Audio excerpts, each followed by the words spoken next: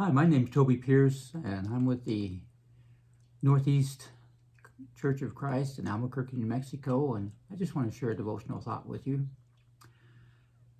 Recently, Brother Ken was finishing up his series on 1st, 2nd, and 3rd John, and as he was making comments on 3rd John, there was some of the things in that book that reminded me of Lydia from Acts chapter 16. And when you look at the book of Philippians, you can tell that the Apostle Paul loved the congregation there in Philippi. And it's easy to see why when you look at the example that we see in Lydia.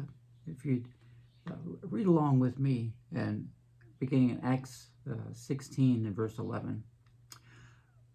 So setting sail from Troas, we made a direct voyage to Samothrace, and the following day to Neapolis, and from there to Philippi, which is a leading city of the district of Macedonia and a Roman colony. We remained in this city some days, and on the Sabbath day we went outside the gate to the riverside, where we supposed there was a place of prayer. And we sat down and spoke to the women who had come together.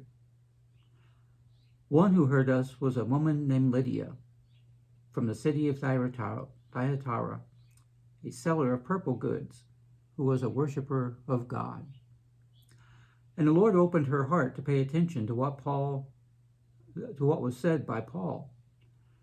And after she was baptized, and her household as well, she urged us, saying, "If you have judged me to be faithful to the Lord, come to my house and stay."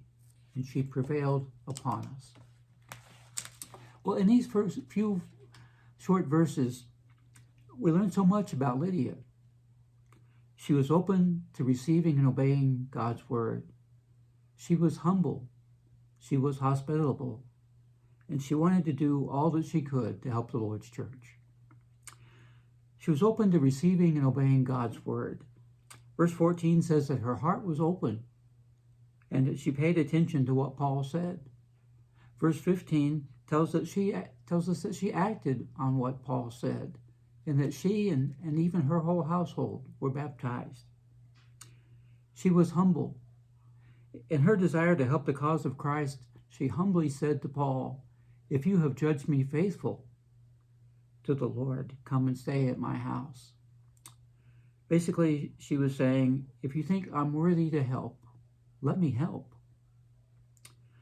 Some folks look at various tasks and things that need to be done, and they seem to think that maybe that is beneath them.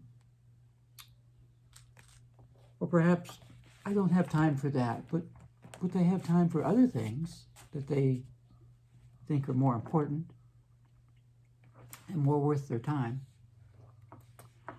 Well, how beautiful her soul must have been to the Lord to approach the Lord's work in that way.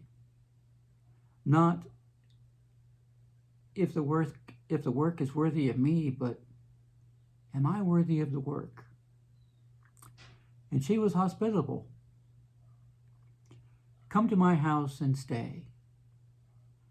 She not only opened her heart to the Lord, but she opened her house to the Lord's people. She wanted to do all that she could to help the Lord. Lydia is a great example for all of us. Are you worthy to do all you can for the Lord? The Lord wants you. He needs you to pitch in and to help out. Let's follow the example that Lydia sets for us in doing things for the Lord, for his church. I hope you have a blessed day.